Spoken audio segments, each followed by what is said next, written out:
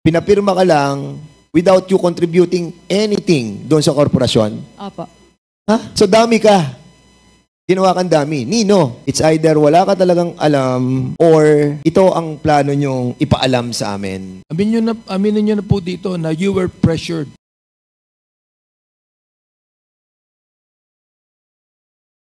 Tunay na balita, walang kinakampiyan, sumasalamin sa katotohanan lamang. Mr. Chair, at Secretary Roque, you confirmed the Attorney Fernandez testimony that you followed up, made with PAGCOR regarding the application of Lucky South 99, am I correct? 3 beses po, 2 by text, by telephone call, pero yung telephone call ko po, hindi follow up.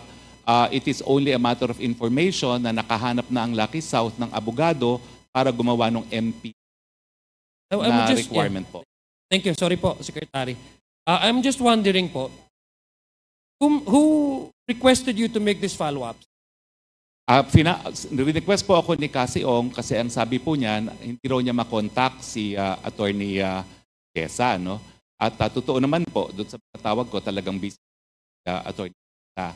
So once po, para tanungin ko kung ano yung kulang pang mga documentation, kasi nga po, request ako ni Cassie na hindi raw niya makontak. So sabi ko, well, let's see kung ako kontak ko naman, baka timing lang. So you're doing this, hired na po kayo as a lawyer of Whirlwind Company? Opo, nagsimula na po yung kaso kasi 2 weeks after the meeting on July 26, hinire na po niya kami para dun sa case at ang first task nga po namin is prevent yung execution na initial ng Regional Trial Court. So alam niyo po, Mr. Chair, John Secretary, that these follow-ups are by nature the lacking documents of Lucky South 99 that they need to comply with PAGCOR. This in relation, directly in relation with their application, apart from paying the RERs, their application as well for a license nung sa newly amended guidelines ng Secretary. So you would know, for example, of the nature of the follow-ups that it pertains also for their application for the IGL license. Am I correct? Tama po yan kasi ang pinag-aawayan nga po yung possession dun sa lugar na ginagamit for POGO. So concern po si Cassie as the lessor of Lucky South na kung mawawala naman sila dun sa posisyon, wala na rin silang kontrata dun sa POGO kasi nga po sila yung pinapaalis dun sa possession sa premises na gamit para sa POGO. So after, yes po. That will be your last question, Congressman It may be Adjong. allowed to. So, what is the pleasure of the member? I will yield my time to...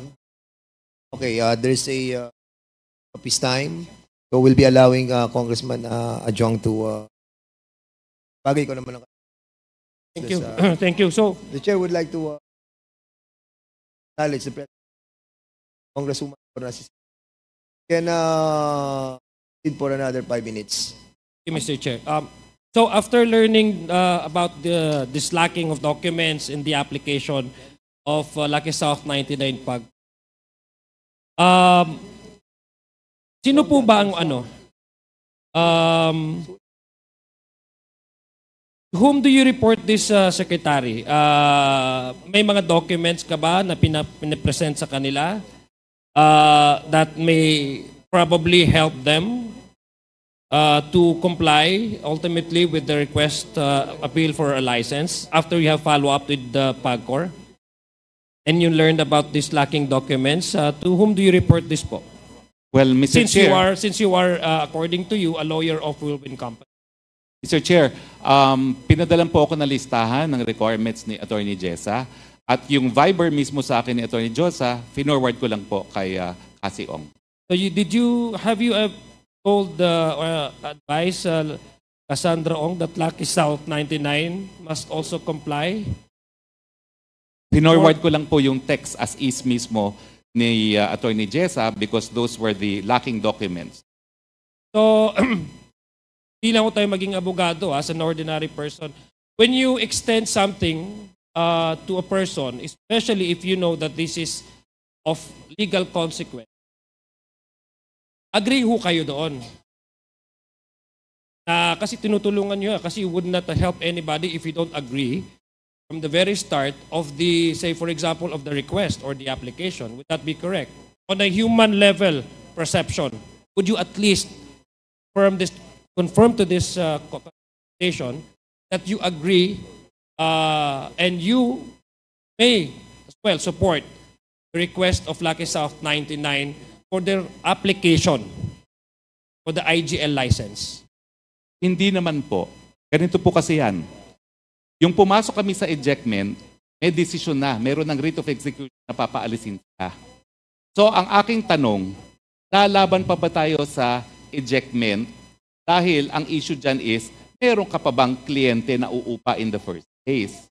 Kung wala nang uupa sa'yo, bakit ka palalaban doon sa ejectment? At in fact, ngayon po, yan ang problema ng Whirlwind. No? Na kapag natalo sila sa possession, ibigay na namin yung problema sa Pogo doon sa may-ari. So, importanteng malaman din po para malaman ko anong strategy na gagawin namin, no? Kung magkakaroon pa sila ng parokyano doon sa paupahan nila. Dahil ulitin ko po ha, nung kinuha nila ako, mayroon ng writ of execution.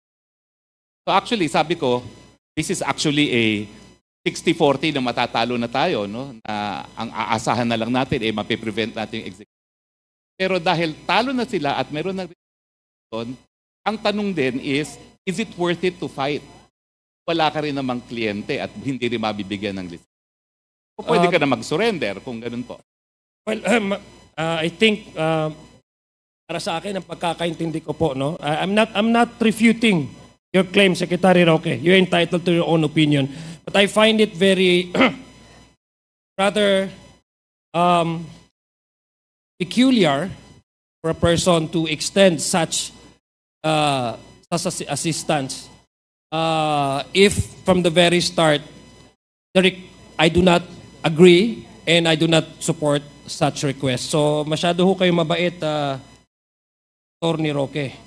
Now, in the previous hearing po, Mr. Secretary, it was your claim that you were acting as for Whirlwind Company because the Whirlwind Company in this case is the agent or the leasee ng Lucky South 99. Am I correct po?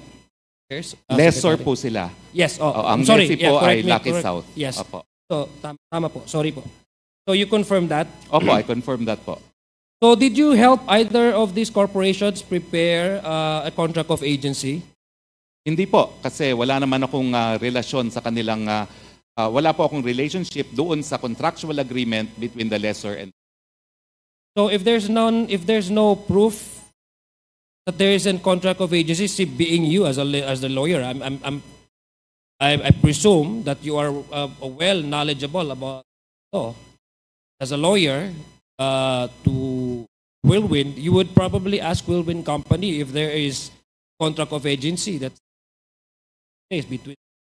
Would that be rather peculiar for you not to, at least to review if this kind of a relationship between these two entities, considering that you went extended your effort beyond what your as you have, yes, sorry po. You have, gusto ko lang po maintindihan.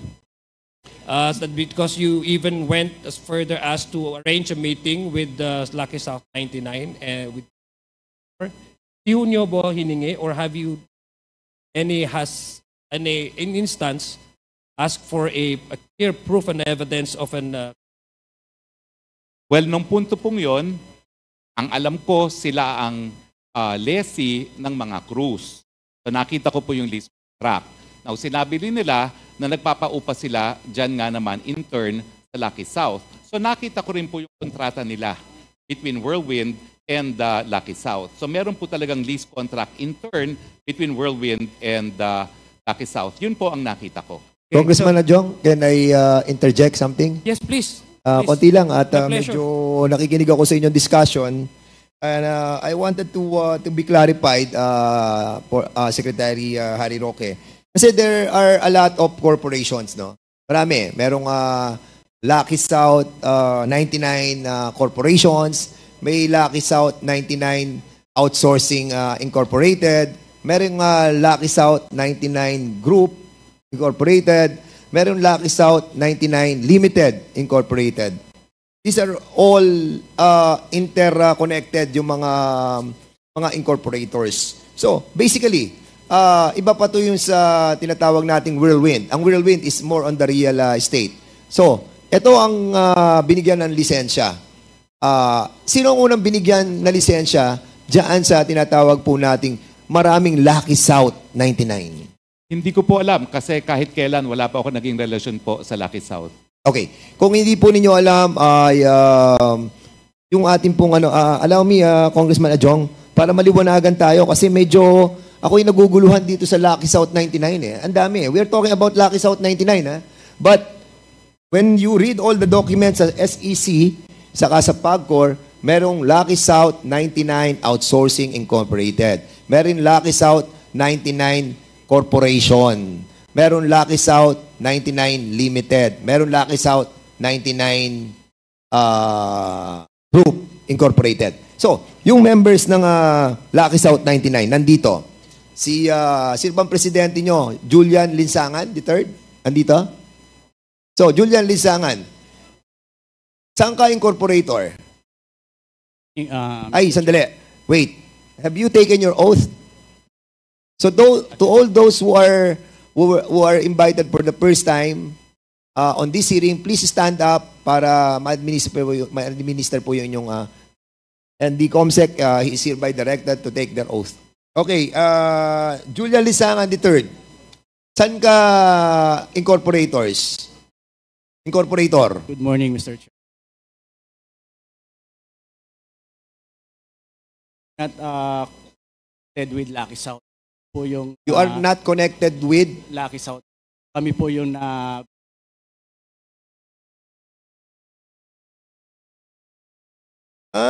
Biktima kayo ng identity theft. Yes, sir.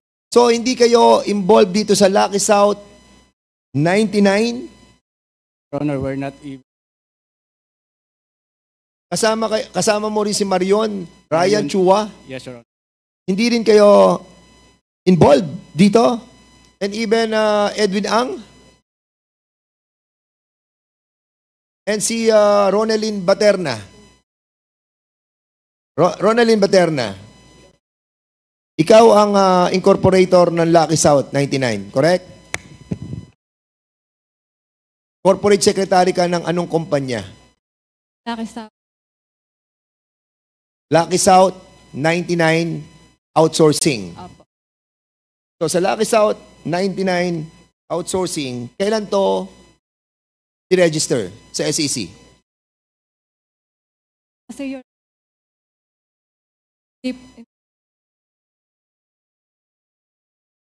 trabaho yung Anong position mo sa Lucky South 99 Outsourcing Incorporated? kasi way back 2019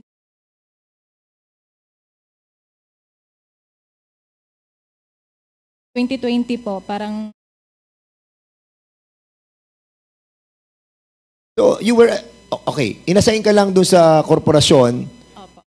pinapirma ka lang without you contributing anything doon sa korporasyon? Opo. Ha? So dami ka. Ginawa kang dami. Nino? Ano, 'di ba po 2019 reception. Tapos nung sinabi po nila na parang gagawin po nila akong corporate secretary, parang ano ko na lang. O sino nagsabi sa iyo na ipapasok ka sa Lucky South 99 Outsourcing Incorporated? Yung company po. Sino nga doon sa company? Mga admin po. Sino sa company? Sino yung admin? Anong pangalan nung nagsabi sa iyo? Si Ma'am Charlotte po. Si Charlotte. Anong pangalan ni Charlotte? Parang siya po yung HR. Charlotte ano? Charlotte C? Yeah. Siya po yung So Chinese siya? Chinese siya? Opo. Is she still here? Wala na po. So anong position na siya? Charlotte C? Pagkakaalam ko po, siya po ay kasi siya po yung nag-interview sa So in other words, napunta ka doon, Ronaldin Baterna. So lahat dito, kasi makikita namin yung mga signatures mo from Lucky South 99 Outsourcing Incorporated, napapunta ka rin dito sa Lucky South 99 Corporation. Di ba?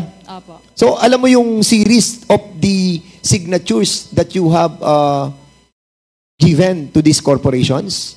Hindi ko po alam. Basta pirma ka lang ng pirma? Oh. Magkano binayad sa inyo? Wala po kasi, empleyado po kasi ako. So nagtatrabaho po talaga. Wait, sandali. What do you mean binayad? Ano? Ano po yung... Tinatanong namin kung magkano binayad sa iyo para pumirma ka sa lahat ng korporasyon na to. Kasi, alam mo, parang, it doesn't make sense, ano? It doesn't make sense na pipirma ka sa mga dokumento na kung saan makikita mo, SEC, PAGCOR, di ba? Saan mo mag-iisip ka eh? Mag-iisip ka, ano tong pinipirmahan ko?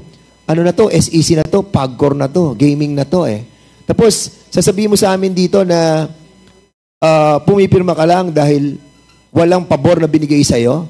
Dahil empleyado ka lang? Magkano sweldo mo bilang employee? Magkano yung sweldo? 17.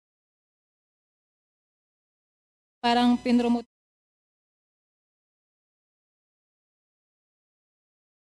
So, 70, naging 20 ka. 23 po. Ilan taon ka na sa kanila? Hanggang ngayon, 2019 hanggang ngayon, 5 years. 5 years ka na doon at sinasabi, ang sweldo mo mula noon hanggang ngayon is 17, na-level up ka na, 20,000 ka na ngayon. 23 po. 23,000. 23,000. In other words, sinasabi mo na naisahan ka, parang gano'n. Yung paper mal. I hope you don't mind. Anong natapos mo? Anong natapos mong course? 2 years grad. Anong course? Associate. Associate Computer? Saang school? Danau po. Taga Mindanao ka? Po. And I think you are educated enough to know that what you are signing is so important that what you are trying to manifest in this committee is unbelievable. Sama parang nagdududa kami dito na it's either wala ka talagang alam or ito ang plano nyong ipaalam sa amin with the connivance of your employer. Kasi you've been there for so many years eh. And you have established relationship. At kami naman dito sa Kongreso, tingin ko, hindi naman tanga mga congressman dito para basta-basta paniwalaan ka namin na pagkatapos na 5 taon na nandun ka, hindi mo binasa 5 taon na nandun ka, nagtatrabaho ka, hindi mo binasa yung SEC, hindi mo binasa yung PAGCOR. Sa lahat ng mga dokumento at lahat ng kanilang mga negosyasyon, andun ka. Mula sa Lucky South 99 Outsourcing hanggang sa Lucky South 99 Corporation, kasama ka. Miss Ronaldin Baterna. I think we will be asking more questions in a while. I'd like to ask a question to yung lady that asked a while ago, Mr. Chair, who became the incorporator of what do you call that? Lucky South 99 Lucky South 99. Outsourcing Incorporated. I would like to ask a question to her, Mr. Chair. Si Miss Baterna. Miss Paterna, di po ba kayo pinressure na maging member na maging incorporator? Yung po ba ay ayon sa inyong kalooban o pinressure kayo? Sapagkat kanina binanggit ninyo, wala kayong alam eh. Wala po talaga akong alam kasi yung instruction dagdag. Therefore, Mr. Chair, kung yan dagdag niyo, hindi po dagdag na responsibility niyo maging incorporator. Eh.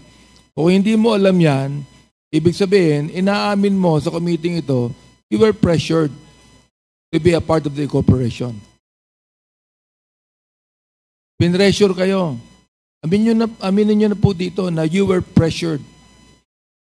Hindi naman po. Ayon Kasi, sa kasi po yung instruction. That's what I'm saying, Mr. Chair, no? Yun ang instruction sa inyo. Ibig sabihin, na pressure kayo sa instruction sa inyo. Tama ho, mali, Mr. Chair. Yun ang empleyado kayo dun eh. Empleyado kayo. Oh. Di ba parang hindi tama na empleyado ka lang, magiging member ka ng korporasyon. Oh. Kayo ay empleyadong sumisweldo and you were instructed. Therefore, Mr. Chair, kung magsasabi kang totoo ngayon, alright, yung instruction sa'yo, na-pressure ka na maging incorporator ng, anong company yun? Lucky South. Na-pressure ka sa instruction. Correct. Tama ba? Mali? You were instructed. You were instructed. Ibig sabihin, doon sa instruction, sumunod ka. Correct? Sumunod ka. Am I right? Pakisagot po. Pakisagot na. Apa. Yan. Therefore, kung sumunod ka sa instruction, na-pressure ka.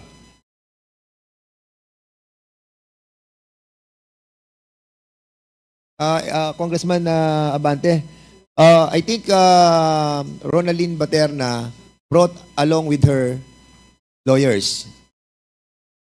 Meron kang lawyer, di ba?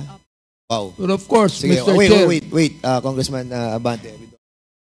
So, sino mga lawyers na kasama po ninyo? NF, Ano po? FC Mirales. Andyan po ba sila? So, sino nagbayad po ng lawyer ninyo? Sino po? Josel Velasquez. Sino po nagbayad ng lawyer ninyo? Kayo po? Ikaw pa? Ikaw ba nagbayad? Sino nagbayad? Hindi, tinatanong ko lang kung sino nagbayad ng lawyer mo kasi may kasama kang lawyer. Sino nagbayad ng lawyer mo? Kinontak mo lang? Walang bayad dyan? Wala? Okay, lawyer. Sige. Tingnan natin kung sino lawyer. Sino po yung lawyer? Asan yung lawyer ninyo? Ayan siya.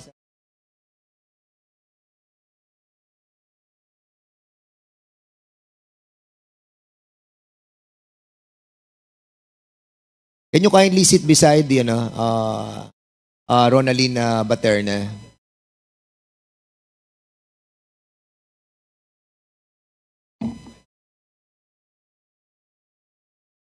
Can you please state your name? Good afternoon. Alias. Anong firm po kayo? Anong firm? Law firm? NFC Alias Law. Sino pong nag-hire sa inyo? Are you under, did you take your oath? No, not yet. Can you please stand up and we'll consider her as our resource speaker. Raise your right hand. Do you swear to tell the truth, the whole truth?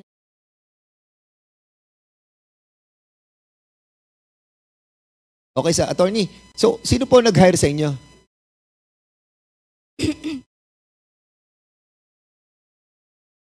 As far as my Lucky South. yes. 99 na Yes, Mr. Sabi kasi ni Baterna, ni Miss Baterna, kinontak lang daw kayo. So, sino kumontak sa inyo? Lucky South 99 o si Miss Baterna? Sir, I am only as far as that matter. Pero Lucky South po ang nag-contact sa inyo. Yes, Your Honor. So, ang ibig sabihin, sinungaling si Baterna. Kasi sabi niya, kinontak ka niya eh. Kinontak ka ba niya? Your Honor, in So, siya ang kumontak sa inyo? contact. We were in Siya ba yung kumontak o other people from the Lucky South 99? Siya ba o others? I am not privy, Mr. to Di ba you will be representing the Lucky South 99, and you must know the details about your representation. And I think it is incumbent upon you to know all the details. It's like going to the battle without ammunition. Attorney, I'm not an abogado, pero ako kapag humaharap ako sa gera, I'm full of bala, di ba? You should also, di ba? So simple lang naman yung tanong namin, di ba? yes. O sino Yes, yung Mr. kausap niyo po sa Lucky South 99? Can you kindly ask your boss? I'll give you time. You call and ask sino ang kausap niyo sa Lucky South 99. Okay? And we'll be going back to you. Sige, Congressman Abante, in a while, we'll be going back to the attorney para at least malaman po natin kung sino kumontak. Kasi, it's klaro dito na medyo, Ronaldin Baterna, I think you are lying. You are lying. Kaya, mamaya, sabihin mo na yung nalalaman mo because this will help you a lot. Sige, Congressman Tuloy ko lang. Abante. Ano po yung position ninyo when you were receiving 17,000? Receptionist. Okay, Under admin. receptionist ka. Alright? Ikaw ay ang iyong tapos associate, no? 2 years lang. Alright. Yung ikaw ay binigyan ng 23,000 a month, ano ang position nyo yan? Sabi lang po, Ano yon? taring at paper. So, ibig sabihin, yung 23,000 pesos a month na tinatanggap mo, ang iyong position is corporate secretary ng korporasyon. Yun po ba? Admin pa rin, under admin po ako. Tandali lang, hindi mo ko sinasagot ang maayos eh. Alright. Sabi mo kanina, Mr. Chair, ikaw ay naging corporate secretary at dahil dyan, itinaas ang sweldo mo ng 23,000. Tama. Therefore, kung corporate secretary ka, hindi ka lang sa admin. Ikaw ay corporate secretary ng korporasyon. Tama, mali? Po. Okay. Yung ba, alam mo o hindi mo alam? Hindi po. O, Kasi, see? Ibig sabihin, Mr. Chair, kung hindi mo alam yan, na-pressure ka. Pinressure ka, na-pressure ka. Mr. Chair. Sagutin mo lang kung tama o mali. Na-pressure ka. Tama. Hindi po. Teka. Alam mo, under oath ka, di ba? You're under oath. You're under oath. Alam niyo bang ibig sabihin ng under oath? Opo. Na magsasabi ka ng totoo. Alright. Now, sa akin, Mr. Chair, nagsasabi ng totoo sapagkat, Luka, ikaw ay na-promote bilang corporate secretary ng korporasyon, hindi ng admin. Hindi mo alam. Therefore, kung hindi mo alam, ginawa kang corporate secretary ng korporasyon na hindi mo alam, sabihin na pressure ka.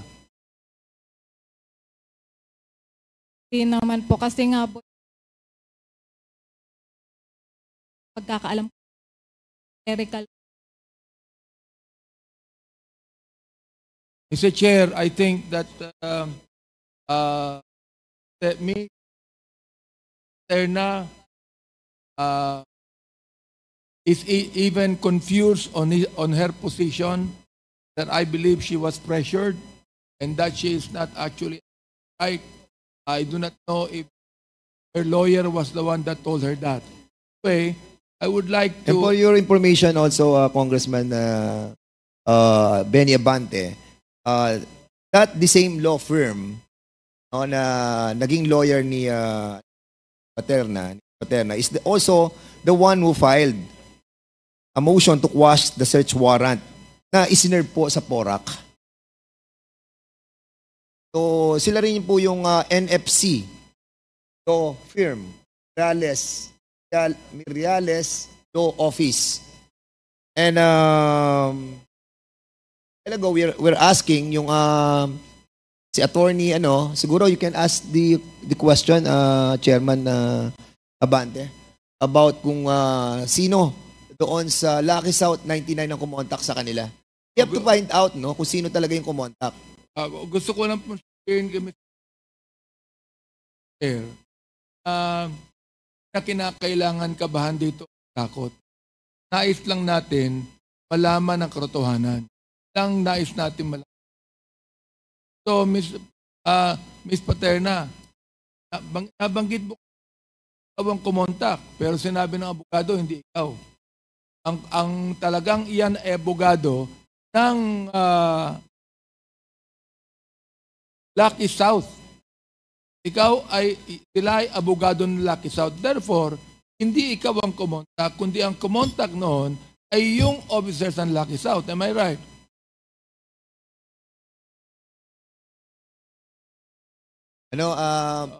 Alam. Ronaldin Baterna, again, alam mo,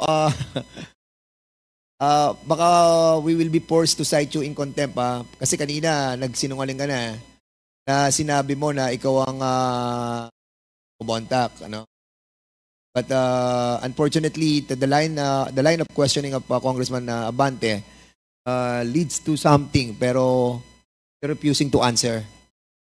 And alam mo, kung bago ka lamang dyan, we will be considerate. Kasi 5 taong ka na dyan eh.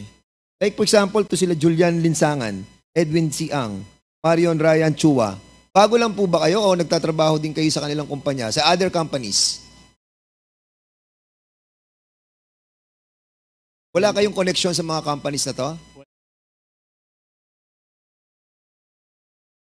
Yeah, so identity theft yung kanila. Well, si Julian Lansangan, si Edwin Siang, si Marion Ryan Chua, kasi sila yung mga bagong incorporators ng Lucky South 99 Corporation. Kasi you have to understand that yung Whirlwind, yun yung sa real estate, yung nagpapagawa ng development. Pero pagdating sa pagkuha ng lisensya sa PAGCOR, ang ginamit po na nilang una ay Lucky South 99 Outsourcing Incorporated. And then nag-file sila ng articles of incorporation na citing all the amendments. At ang pinalit nila sa Lucky South 99 Outsourcing Incorporated ay Lucky South 99 Corporation. So, yun na po yung bagong pangalan. Kasi nga, hindi na-aprubahan sa PAGCOR yung Lucky South 99 Outsourcing. Kaya ang ginawa po nila, nag-file sila ng amendment at binago nila yung mga incorporators. At doon pumasok sila Julia, sila Linsangan. Doon kayo pumasok sa Lucky South 99 Corporation. Am I correct? Then tinatanong ko kung doon po kayo kasama sa Lucky South 99 Corporation. Yes. Diba? Doon kayo kasama. And before that, Lucky South 99 Corporation, yung outsourcing. Yung outsourcing na Lucky South 99 Outsourcing Incorporated, doon kasama si Cassandra Leong.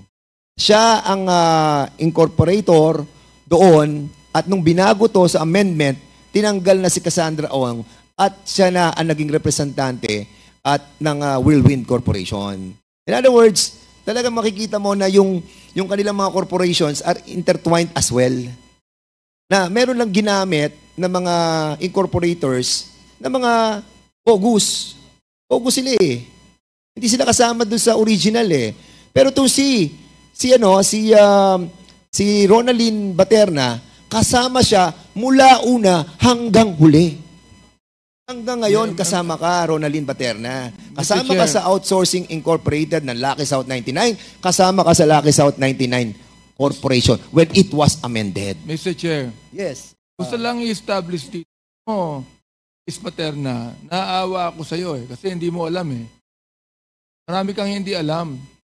Ibig sabihin, ibahin ko yung question ko. Ibig sabihin, nagamit ka. Tama o mali? Hindi mo alam eh. Nagamit ka, correct? Tama o mali?